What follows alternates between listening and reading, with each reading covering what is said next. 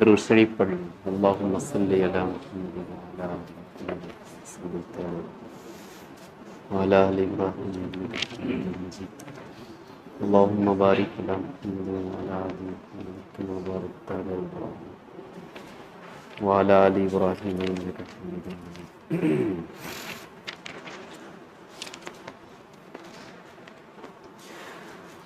اعوذ باللہ من الشیطان الرجیم، بسم اللہ الرحمن الرحیم۔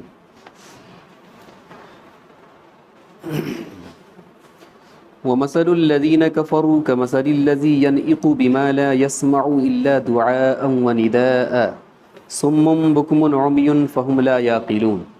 یا ایہا الذین آمنوا کلوا من طیبات ما رزقناکم واشکروا للہ ان کنتم ایاہ تعبدون۔ اللہ تبارک و تعالی نے کافروں کی ایک مثال پیش کی ہے۔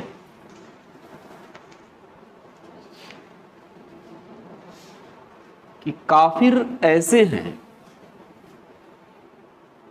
کہ آپ دور سے کسی شخص کو آواز دے اور آپ کی آواز کے علاوہ وہ کچھ نہ سنے،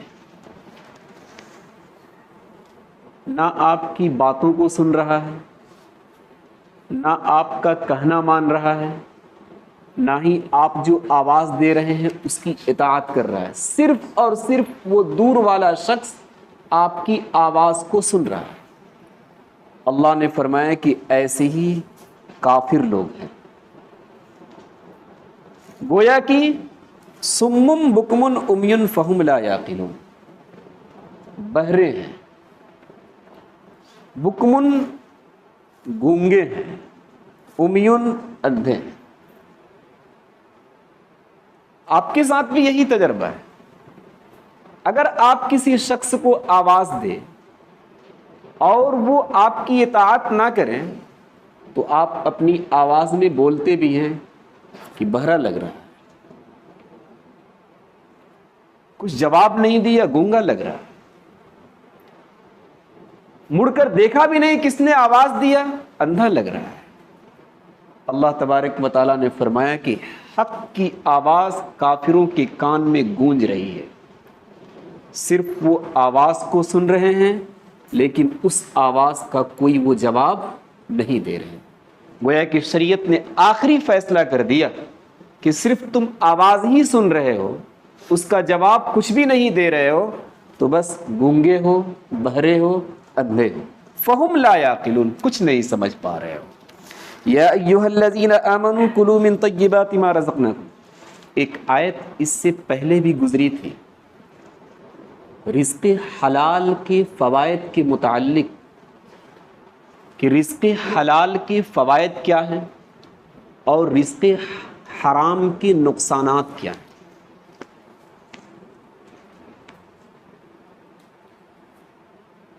اللہ تبارک و تعالی نے انسانوں کو پیدا کیا اور پیدا کرنے کے بعد اس کی غذا کے بارے میں بھی اعلان کر دیا کہ کون سی غذا تمہیں سوٹ کرے گی۔ آپ اخباروں میں آج کل موبائلوں میں دیکھتے ہوں گے کہ جب کوئی کمپنی گاڑی کا ایجاد کرتی ہے تو ساتھ ساتھ یہ بھی بتا دیتی ہے کہ یہ پٹرول پر چلے گی یا ڈیزل پر چلے گی۔ اگر اس کمپنی کی بات نہ مان کر آپ نے مٹی تیل ڈال دیا یا اس کی جگہ پر پانی ڈال دیا کہ چلو نئی گاڑی ہے، اسے کیا خبر کہ تیل ہے یا پانی ہے یا ڈیزل ہے، چلتی رہے گی، تو پانی ڈالنے کی وجہ سے وہ گاڑی چل جائے گی؟ نہیں چلے گی۔ کیوں؟ آپ نے کمپنی کے خلاف کام کر دیا۔ اللہ تعالیٰ نے انسانوں کو بنایا، ایمان والوں کو بنایا، اعلان کر دیا کہ اندر جو ڈیزل جانا چاہیے وہ رزق حلال ہونا چاہیے، اگر رزق حرام ڈالو گے تو پھر تم چل نہیں پاؤ گے۔ اگر اس کے خلاف ہم اور آپ کام کریں گے، ممکن ہے ابھی سمجھ میں نہ آئے، لیکن اس رزق حرام کا نقصان اتنا سخت ہے، شاید کہ وہ ہمارے بچوں پر ظاہر ہو جائے، یا پھر ہم تھوڑی سی عمر گزار کر دوسرے مرحلے میں قدم رکھیں تو اس وقت ظاہر ہو جائے۔ اللہ تبارک و تعالیٰ نے دوسری جگہ ارشاد فرمایا، یا ایھا الذین آمنوا کلوا من طیبات، وہاں ایک لفظ آتا ہے وَاعْمَلُوا صالحا، کہ رزق حلال استعمال کرو اور نیک عمل کرو۔ مفسرین نے بڑا جوڑ بتایا ہے رزق حلال اور نیک عمل کا آپس میں کیا جوڑ ہے۔ ہمارے اندر اگر رزق حلال جاوے گا تو طبیعت اللہ کی عبادت اور اس کی اطاعت اور نیک عمل کی طرف مائل ہوگی، اور اگر رزق حرام جاوے گا تو اس کے برعکس اللہ کی نافرمانی اور گناہوں کی طرف ہماری طبیعت خود بخود مائل ہوتی چلی جائے گی۔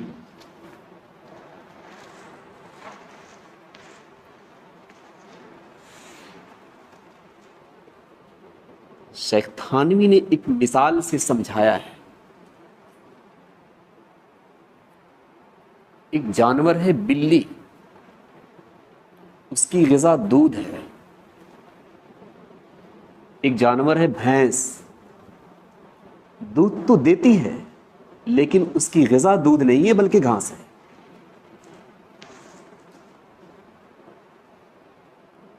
آپ تھوڑی سی غذا کو بدل کر دیکھیں، گھاس بلی کو کھلائیے، دودھ آپ کہیے کہ بھینس یہ تمہارا ہی ہے تم پیو، اندر کا نظام خراب ہوگا۔ شیر ہے، گوشت کھاتا ہے، آپ بھی گوشت کھاتے ہیں، لیکن نظام ہمارا اور اس کا بدلا ہوا ہے۔ ہم پکا کر بھون کر کھاتے ہیں، وہ کچا کھاتا ہے۔ اس نظام کو تھوڑا سا بدلیے۔ ہم اور آپ جیسے کثیر مقدار میں پکا ہوا کھاتے ہیں، ویسے ہی کثیر مقدار میں کچا کھا کر دیکھیں، اور شیر کو کہیں کہ بھائی تم راجہ ہو، آج سے تمہارا گوشت بھنا ہوا آئے گا، اندر کا نظام بدلے گا، گڑبڑ ہوگا۔ اللہ نے فرمایا کہ یہی انسانوں کا نظام ہے، اس کے اندر حلال جائے گا تب تو نظام ٹھیک رہے گا، اور اگر حرام جائے گا تو اس کا نظام گڑبڑ ہوگا۔ اللہ کے رسول صلی اللہ علیہ وسلم نے فرمایا، ہر مسلمان پر رزق حلال کا طلب کرنا واجب اور ضروری ہے۔ رزق حلال طلب کرنے کے لیے چاہے اسے جو کام کرنا پڑے، اگر وہ بازاروں میں سبزی بیچ رہا ہے، ٹھیلے لگا رہا ہے، سروں پر گٹھریاں اٹھا کر وہ گلی گلی گھوم رہا ہے، ہم اور آپ اسے حقیر نظر سے نہ دیکھیں، وہ رزق حلال کی تلاش میں لگاؤ۔ رزق حلال صرف اور صرف آفسوں میں نہیں ہے، اللہ نے اس کی لائنیں بنا رکھی ہیں، اس کے ذرائع بنا رکھے ہیں۔ ہم اور آپ ہو سکتا ہے کہ جس کام کو حقیر سمجھ رہے ہیں وہی رزق حلال ہو، اور جس کام کو ہم اور آپ اچھا سمجھ رہے ہوں کہ بیٹھے بیٹھے آفس کے اندر کروڑوں کے ہم منٹوں میں مالک ہو جاتے ہیں کسی کا اکاؤنٹ ہائیجیک کر کے، تو ہم ایک اچھے آدمی ہیں، ممکن ہے کہ یہ خراب کام کر رہے ہیں۔ اللہ کے رسول صلی اللہ علیہ وسلم نے فرمایا کہ ہر مسلم پر رزق حلال کا طلب کرنا واجب اور ضروری ہے۔ آپ صلی اللہ علیہ وسلم نے ایک دوسرے موقع پر فرمایا، فرائض کے بعد رزق حلال کو طلب کرنا ہر شخص پر فرض ہے۔ ایمان لانا فرض ہے، نماز پڑھنا فرض ہے، مالدار ہیں زکوٰۃ دینا فرض ہے، حج کرنا فرض ہے، روزہ رکھنا فرض ہے، آپ صلی اللہ علیہ وسلم نے فرمایا کہ ان فرائض کے بعد رزق حلال کو بھی طلب کرنا فرض ہوگا۔ ایک دوسرے موقع پر آپ صلی اللہ علیہ وسلم نے عجیب و غریب بات فرمائی۔ آپ نے فرمایا کہ اللہ تبارک و تعالیٰ چاہتا ہے کہ میں اپنے ایسے بندوں کو دیکھوں جو صبح سے شام تک تھک ہار کر گھر میں آ کر آرام کرتا ہوں، تھکا ہوا دیکھوں، پریشان حال دیکھوں کہ واقعتاً یہ گھنٹوں کام کیا ہے، اس حال میں اللہ تبارک و تعالیٰ اسے دیکھنا پسند کرتا ہے۔ محدثین نے لکھا ہے کہ اس موقع پر آپ صلی اللہ علیہ وسلم نے یہ نہیں فرمایا کہ میں ایسے شخص کو دیکھنا چاہتا ہوں جو 24 گھنٹہ نماز میں رہتا ہوں، سالہ سال روزوں میں زندگی گزارتا ہوں، سالہ سال لوگوں کی مدد کرنے میں زندگی گزارتا ہوں، بلکہ آپ صلی اللہ علیہ وسلم نے فرمایا کہ رزق حلال تلاش کرنے میں جو تھک جائے ہم اس شخص کو دیکھ کر بڑے ہی خوش ہوتے ہیں۔ ایک صحابی بڑے ہی طاقتور، ڈیل ڈول، وہ آ رہے تھے پہاڑی کی طرف سے۔ دوسرے صحابہ نے جب ان کو دیکھا تو فرمایا کہ اتنی اچھی صحت، اتنا طاقتور آدمی، کاش کہ یہ جہاد میں چلا جاتا، کیا ہی اچھا ہوتا۔ یہ خبر آپ صلی اللہ علیہ وسلم کو بھی پہنچی۔ آپ صلی اللہ علیہ وسلم نے اس موقع پر فرمایا کہ اللہ کے راستے میں جہاد کرنا صرف یہی جہاد نہیں ہے، بلکہ اگر والدین کی ضرورت پوری کرنے کے لیے وہ صبح سے شام تک رزق حلال کو تلاش کر رہا ہے، یہ بھی اللہ کے راستے میں جہاد کرنا ہے۔ بیوی بال بچوں کی ضرورت کو پوری کرنے کے لیے اگر وہ رزق حلال تلاش کر رہا ہے، یہ بھی اللہ کے راستے میں جہاد کرنا ہے۔ اگر وہ اس غرض سے کہ کسی کے سامنے ہمیں ہاتھ پھیلانے کی ضرورت نہ پڑے اگر رزق حلال تلاش کر رہا ہے صبح سے شام تک، یہ بھی اللہ کے راستے میں جہاد کر رہا ہے۔ اور آخری مرحلے میں آپ صلی اللہ علیہ وسلم نے فرمایا کہ ہاں، اگر کوئی رزق اس وجہ سے تلاش کر رہا ہے کہ ہم اس سے آگے بڑھ جائیں، یہ یہاں تک پہنچا ہے ہم وہاں تک پہنچ جائیں، اس کے پاس گاڑیاں ہیں ہمارے پاس بھی گاڑی ہے، اس کے پاس فلاں موبائل ہے ہمارے پاس یہ موبائل، اس کے پاس زمین جائیداد فلیٹ ہے تو ہمارے پاس اس سے کہیں زیادہ ہو۔ تو اللہ کے رسول صلی اللہ علیہ وسلم نے فرمایا کہ ایسا شخص محنت کرنے والا یہ گویا کہ شیطانوں کا بھائی ہے۔ سعد بن ابی وقاص آپ صلی اللہ علیہ وسلم کی خدمت میں حاضر ہوئے، عرض کیا کہ حضرت میری دعائیں قبول نہیں ہو رہی ہیں۔ آپ صلی اللہ علیہ وسلم نے فرمایا کہ آج سے ہی اپنے اوپر لازم کر لو کہ حلق کے نیچے کبھی بھی حرام غذا کو ہم نہیں اتاریں گے۔ جب بھی حلق کے نیچے جب بھی ہم منہ میں اپنی غذا کو رکھیں گے، جانچ پرکھ کر رکھیں گے کہ یہ حلال ہے یا نہیں۔ اس کا التزام کیا سعد ابی وقاص نے۔ تابعین کا زمانہ آیا، تابعین نے سعد بن ابی وقاص سے فرمایا کہ سعد کیا عمل کرتے ہو کہ کوئی بھی دعا تمہاری رد نہیں ہوتی۔ سعد بن ابی وقاص نے فرمایا کہ آپ صلی اللہ علیہ وسلم نے زندگی کا صرف ایک ہی نسخہ بتایا ہے کہ حلق کے نیچے کبھی بھی حرام نہیں جانا چاہیے، حلال ہی جانا چاہیے۔ دواؤں کی گولیاں لینی پڑتی ہے، آدھے انچ کی صحیح، ڈاکٹر سے جا کر ملتے ہیں کہ کہیں اپنے طور پر اگر لے لیا تو جان چلی نہ جائے، لیکن کبھی علماء سے نہیں ملتے کہ یہ رزق ہم گلے کے نیچے اتار رہے ہیں، کہیں حرام ہوگا تو ایمان نہ چلا جائے۔ اس پر بھی غور کرنے کی ضرورت ہے۔ جان کی فکر ہے، ہونی چاہیے۔ ہم کہتے ہیں کہ جان ہی کی طرح صحیح ایمان کی بھی فکر ہونی چاہیے کہ حرام رزق کھاتے کھاتے کہیں ہم اپنے ایمان سے ہاتھ کو نہ دھو لیں۔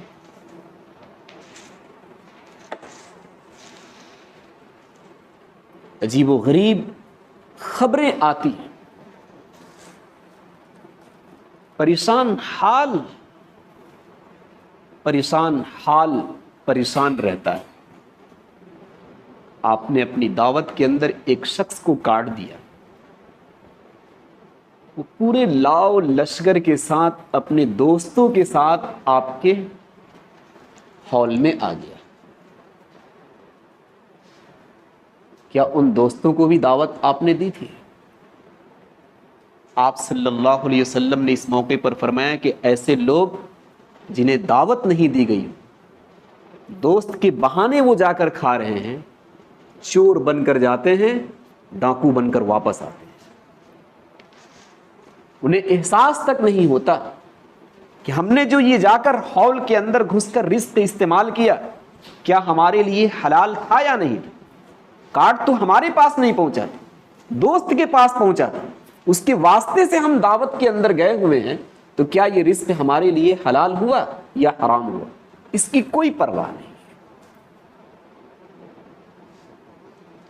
جس طریقے پر جانوروں کے سامنے آپ حلال اور حرام کے مسئلے بتاویں گے کہ یہ تمہارے لیے حلال ہے اور یہ تمہارے لیے حرام ہے، تو کتابوں کے اندر لکھا ہے کہ مسئلہ ابھی ختم نہیں ہوگا، آپ کو پہلے حلال کر لے گا، وہ کبھی نہیں سنے گا۔ یہی حال ہمارا اور آپ کا ہو گیا۔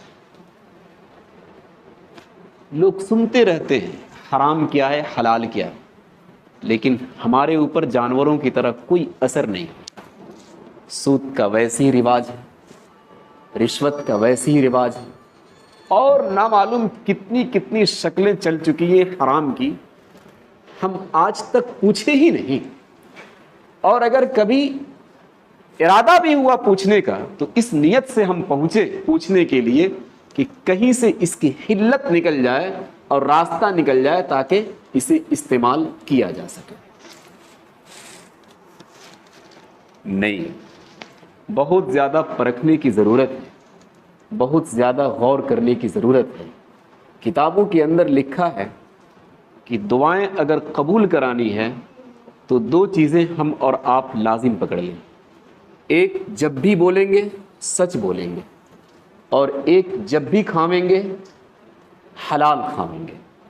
لکھا ہے کتابوں کے اندر کہ صدق مقال اور رزق حلال، جب بھی بات کریں بالکل سچ بولیں، اور جب بھی کوئی غذا استعمال کریں بالکل حلال غذا استعمال کریں، پھر ہم اور آپ اللہ کے نزدیک مستجاب الدعوات بن جائیں گے۔ اللہ تبارک و تعالی ہماری دعاؤں کو رد نہیں کرے گا۔ سفیان ثوری رحمت اللہ علیہ سے کسی شخص نے پوچھا کہ حضرت پہلی صف کی نماز کی فضیلت بتا دیجیے۔ سفیان ثوری نے کہا کہ جو شخص صبح سے شام تک رزق حلال کی تلاش میں لگا ہوا ہو، وہ آخری صف میں نماز پڑھ کر اگر چلا جائے تو اس سے کہیں زیادہ بہتر ہے کہ رزق حرام کھا کر وہ پہلی صف میں نماز پڑھ رہا۔ عقلیں حیران رہ جائیں گی۔ ایسی کمپنیاں گزری ہیں کہ جڑنے والے شخص پہلی صف میں نہیں، اور نہ معلوم کیا کیا وہ عبادتیں آپ کے سامنے ظاہر کرتے ہیں، لیکن جب وہ کمپنیاں ڈوب جاتی ہیں ان کے پیسوں کو لے کر، جہاں سود پر لگائے رہتے ہیں، سب سے پہلے چلانے والے اور شور و گل کرنے والے اس دروازے پر وہی لوگ ملتے ہیں۔ آپ دیکھ کر تعجب میں پڑ جائیں گے کہ یہ تو یہاں پہلی صف میں ملا کرتا تھا، اعتکاف کیا کرتا تھا، روزے رکھا کرتا تھا، زکوٰۃ دیا کرتا تھا، حج کیا کرتا تھا، یہ یہاں اس کمپنی کے پاس کیوں شور و گل کر رہا ہے جہاں سے سود کے پیسے ہی نکلتے ہیں۔ لوگوں نے اپنی فضیلت اور اپنا مرتبہ اور اپنی عزت نوافل کے اندر تلاش کرنا شروع کر دیا۔ نماز پڑھو، اللہ کے ولی بن جاؤ گے، واقعتاً بن جاؤ گے، پڑھنا ہی پڑے گا، روزہ رکھو متقی بن جاؤ گے، نوافل میں لگے، فضائل میں لگے، اور مسائل کو لوگوں نے نظر انداز کر دیا، غور تک نہیں کیا کہ ہم کیا کھا کر نماز پڑھ رہے ہیں، کیا کھا کر ہم روزہ رکھ رہے ہیں، کیا کھانے کے لیے ہم افطاری میں رکھے ہوئے ہیں، کچھ پتہ نہیں۔ یہ فضیلت کی بات نہیں ہو کہ آپ مسائل کو چھوڑ کر لگ گئے سنن اور نوافل کے اندر، اس سے کہیں زیادہ بہتر ہے کہ ہم اور آپ اپنے رزق پر دھیان دیں کہ وہ کیسا آ رہا ہے۔ ایک صحابی ہیں، ان کی بہن نے آپ صلی اللہ علیہ وسلم کی خدمت میں افطار کرنے کے لیے دودھ کا پیالہ بھیجا۔ آپ صلی اللہ علیہ وسلم نے اس پیالے کو واپس کر دیا اور کہا کہ پوچھ لینا کہ یہ دودھ کا پیالہ کہاں سے ہے۔ جب صحابی کی بہن کی یہاں وہ دودھ کا پیالہ پہنچا تو صحابی کی بہن نے فرمایا کہ نبی سے جا کر عرض کرنا کہ یہ بکری کا دودھ ہے۔ آپ صلی اللہ علیہ وسلم کی خدمت میں پھر وہ خادم لے کر آیا۔ آپ صلی اللہ علیہ وسلم نے پھر کہا کہ جا کر پوچھ کر آؤ کہ وہ بکری کہاں سے آئی۔ صحابی کی بہن نے بتایا کہ اس بکری کو میں نے اپنی ذاتی پیسے سے خریدا۔ تب آپ صلی اللہ علیہ وسلم نے اسے نوش فرمایا۔ وہ صحابیہ آپ صلی اللہ علیہ وسلم سے ملی اور کہنے لگی کہ حضرت اتنی تحقیق؟ آپ صلی اللہ علیہ وسلم نے فرمایا کہ ہم انبیاء کو اسی کام کے لیے تو بھیجا گیا ہے کہ کہاں سے آ رہا ہے اور کیا کھا رہے ہیں۔ اس کی تحقیق اگر ہم نہیں کریں گے، ہماری امت نہیں کرے گی، تو پھر کون شخص اس کی تحقیق کرے گا؟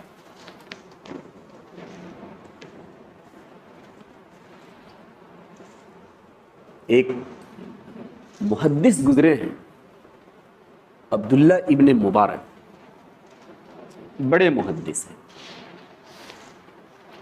ان کے والد مبارک ایک بہت بڑا انار کا باغیچہ تھا، اس باغیچے کے مالک سے ملے اور اس باغیچے میں کام کرنا شروع کیا۔ انار کے مالک نے بتایا کہ یہ پورا باغیچہ ہے، جس کی دیکھ ریکھ تجھے کرنی ہے۔ وہ کام کرتے رہے، 10 سال تک کام کیا۔ ایک مرتبہ یہ مالک اپنے باغیچے میں گیا، کہا کہ اچھا انار کا جوس نکال کر لے آؤ۔ انار کو توڑا مبارک نے اور اپنے مالک کے سامنے پیش کیا، کہا کہ اس میں مزہ نہیں آ رہا، دوسرا توڑا۔ دوسرا توڑا، جوس بنا کر پیش کیا، مالک نے کہا کہ اس میں بھی مزہ نہیں آ رہا، 10 سال سے تم کام کر رہے ہو، تمہیں کچھ پتا نہیں کہ کس انار کے اندر کیسا جوس ہے۔ مبارک نے بتایا کہ آپ نے ہمیں کام کرنے کے لیے رکھا ہے، انار چکھنے کے لیے نہیں رکھا ہے۔ میں نے صرف کام کیا ہے، آپ کا ایک انار کا دانہ بھی میں نے استعمال نہیں کیا۔ مالک نے کہا کہ مبارک، آج کے بعد تمہیں اس باغیچے میں رہنے کی ضرورت نہیں ہے، تم چل کر میرے یہاں محل میں رہو گے۔ وہ ان کے محل میں رہنے لگے۔ ایک مرتبہ دیکھا کہ ہمارا مالک غمزدہ بیٹھا ہوا ہے۔ مبارک نے پوچھا کہ حضرت بات کیا ہے؟ کہا میری ایک لڑکی جوان ہے، میرا ارادہ شادی کرنے کا ہے، کہاں اس کی شادی کروں؟ انہوں نے بتایا کہ اگر مالدار لڑکا چاہیے تو یہودی سے شادی کر دیجیے، وہ مالدار ہوتے ہیں، آج بھی مالدار ہیں۔ اور اگر خوبصورت چاہیے تو نصرانی سے شادی کر دیجیے، اور اگر اللہ والا چاہیے تو کسی غریب سے شادی کر دیجیے جو صبح سے شام تک رزق حلال کی تلاش میں لگا رہتا ہو۔ بس انہوں نے کہا کہ شادی کسی سے نہیں ہوگی، صرف اور صرف تم سے ہوگی۔ وہی ایک بچہ پیدا ہوا، عبداللہ ابن مبارک، پڑھ کر لکھ کر جب جوان ہوئے نبی اکرم کی تعلیمات انہوں نے حاصل کی، نبی اکرم کے اخلاق کو انہوں نے اپنے دل میں جگہ دیا، صحابہ کے طور طریقے پر انہوں نے عمل کرنا شروع کیا۔ ہارون رشید کا زمانہ تھا، ان کے علاقے میں عبداللہ ابن مبارک کی جب حاضری ہوئی تو لوگوں کو جب پتہ چلا کہ عبداللہ ابن مبارک آئے ہوئے ہیں تو وہ وزیر اور وہ ہارون رشید کے ارد گرد بیٹھنے والے ہیں جو ہاں میں ہاں ملا کر باتیں کیا کرتے تھے، ہارون رشید کی مجلس کو چھوڑ کر بالکل دوڑ پڑے عبداللہ ابن مبارک کی مجلس میں۔ ہارون رشید تعجب میں کہ میں بادشاہ، میری رعایا میں وہ عبداللہ ابن مبارک زندگی گزار رہے ہیں، ہمیں چھوڑ کر لوگ ان کی خدمت میں بغیر میری اجازت کے کیسے چلے گئے؟ وزیروں نے بتایا کہ بادشاہ سلامت آپ کے یہاں رہتے ہیں اس وجہ سے کہ آپ کی بادشاہ، ان کے یہاں دوڑ کر اس وجہ سے آئے ہیں کہ یہ نبی کا علوم لیے ہوئے ہیں۔ ہارون رشید خود چل کر ان کی خدمت میں گیا، کہا کہ حضرت اتنی کم عمر میں اتنی مقبولیت آپ کو کیسے ملی؟ عبداللہ ابن مبارک نے فرمایا کہ وہ میرا والد مبارک 10 سال تک انار کے باغیچے میں صرف کام کیا، ایک انار کا دانہ بھی اس نے نہیں چکھا۔ رزق حلال کی برکت۔ صرف یہی نہیں، رزق حلال کے اثرات اتنے اچھے ہیں۔ تاریخ دارالعلوم کے اندر ایک واقعہ لکھا ہوا ہے کہ دیوبند میں ایک شخص رہا کرتا تھا جو صبح سے شام تک گھاس کاٹتا تھا اور لا کر بیچتا تھا۔ آج سے 100-150 سال پہلے کی بات ہے۔ 6 آنے میں اس کی گھاس بکتی تھی، 2 آنا اپنے گھر والوں پر خرچ کرتا تھا، 2 آنا غریبوں پر خرچ کرتا تھا، اور 2 آنا جمع کر کے رکھتا تھا کہ دارالعلوم میں پڑھانے والے جو علماء ہیں ہم ان پر خرچ کریں گے۔ وہ جمع کرتے کرتے کرتے کرتے 2-3 مہینے جب گزرتے تھے تو 5-6 روپے جمع ہوتے تھے۔ اس کے بعد دارالعلوم میں جاتا، وہاں کے محتمیم مولانا یعقوب نانوتوی ہیں اور وہ بانی بھی رہ چکے ہیں، دارالعلوم دیوبند کی بنیاد ڈالنے والے ہیں۔ ان کی خدمت میں پیش کرتا کہ حضرت میں تو خود سے کوئی چیز بنا کر آپ لوگوں کو نہیں کھلا سکتا، یہ پیسے آپ کی خدمت میں ہیں، آپ اس سے کچھ منگا لیجئے یا خود تیار کر لیجئے، اور جتنے مدرسین پڑھانے والے ہیں ان کے درمیان آپ تقسیم کر دیں۔ یعقوب نانوتوی کے بارے میں لکھا ہے کہ جس دن یہ پیسے جمع ہوتے تھے 5-6 روپے، اس دن اساتذہ نہا دھل کر اچھے کپڑے پہن کر دارالعلوم میں آتے تھے۔ یعقوب نانوتوی اسی پیسے کا کچھ بناتے تھے اور ہر ایک کے حصے میں 3-4 لقمے آتے تھے۔ اس کھانے کی برکت تاریخ دارالعلوم کے اندر لکھا ہوا ہے کہ 3-4 لقمے کھانے کے بعد ایسا لگتا تھا کہ بالکل دل اللہ تبارک و تعالیٰ کی عبادت کی طرف مہینوں تک کھینچا جا رہا ہے۔ یہ صرف اور صرف رزق حلال کی برکت، اور کچھ نہیں۔ اس سے پہلے بھی میں نے شاید ایک واقعہ بتایا تھا کہ اورنگزیب بادشاہ نے اپنے استاذ کو بلایا اور بلا کر 4 آنا ان کی خدمت میں پیش کیا۔ ملا جیون وہ 4 آنا لے کر اپنے علاقے میں پہنچے۔ اس 4 آنے سے کھیتی باڑی انہوں نے شروع کر دی، زمینیں بھی کچھ خرید لی، جانور بھی ان کے دروازے پر بندھے ہوئے ملے۔ اورنگزیب بادشاہ کی پولیس نے اورنگزیب بادشاہ کو کہا کہ حضرت آپ کے استاذ مالدار ہو گئے ہیں، ٹیکس لگانا پڑے گا۔ اورنگزیب بادشاہ نے کہا کہ ہمارے استاذ کب سے مالدار ہوں، ان کو تو ابھی میں نے 4 آنے دیے۔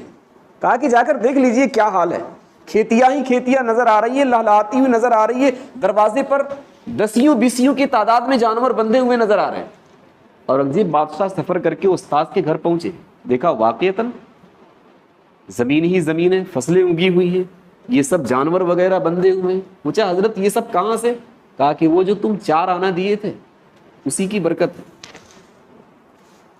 औरंगजेब बादशाह ने अपने मुंशी को बुलवाया, कहा कि मैं दिखाता हूं कि 4 आने मैंने कहां से लिए। मुंशी आया, कहा कि जरा हिसाब इस महीने का सुनाओ तो, कितने पैसे बैतुल माल के कहां कहां खर्च हुए। सुनाया 2 रुपया यहां, 3 रुपया यहां, 5 रुपया यहां। पढ़ते पढ़ते 4 आने की बारी आई, 4 आने यहां। कहा कि जरा फिर से बताओ 4 आने कहां खर्च किए। कहा कि सरकारी ऑफिस जो था, सरकारी कागजात रखे हुए थे, तेज बारिश हुई, छत उसकी टपकने लगी, इतनी तेज टपक रही थी कि लग रहा था कि सारे कागजात भीग जाएंगे, खत्म हो जाएंगे। मैंने सोचा कि इसकी जल्दी से मरम्मत होनी चाहिए, वरना रात भर में जब ये पानी टपक रहा है तो सारे कागजात खत्म हो जाएंगे। उसी रात मैं निकला, देखा चौराहे पर एक बुढ़ा शख्स पानी में भीग रहा है और कपकपा रहा है। मैंने उससे बात की, क्या तुम छत को ठीक कर दोगे? उस शख्स ने बताया कि मैं तो ये काम जानता हूं। मैं ले आया, ऐसा कि वक्त से लेकर वो बुढ़ा गरीब शख्स सुबह तक काम किया, उस छत को ठीक कर दिया। जब वो जाने लगा तो मैंने कहा कि मेरे जेब के अंदर 4 आने रुपए हैं, अगर लेना चाहो तो ये ले लो, और अगर इससे कहीं ज्यादा की मजदूरी तुम्हारी हो गई तो कल बैतुल माल खुलेगा, औरंगजेब बादशाह वहां हाजिर होवेंगे, वहां से तुम्हें पैसे दिए जाएंगे। मुंशी ने बताया कि वो मजदूर ने मुझसे बताया कि नहीं, कल का कोई इरादा नहीं है, जो है तुम्हारे पास वो 4 ही आना दे दो। मैंने उस शख्स को 4 आने दे दिया, यही 4 आने की कहानी है। औरंगजेब बादशाह ने फरमाया कि जिस बुढ़े को वो 4 आने दिए थे छत बनाने की वजह से, वो मैं था। उसी रिज़्क़ हलाल की बरकत है, मैंने उस्ताद मोहतरम को हदिये के तौर पर दिया।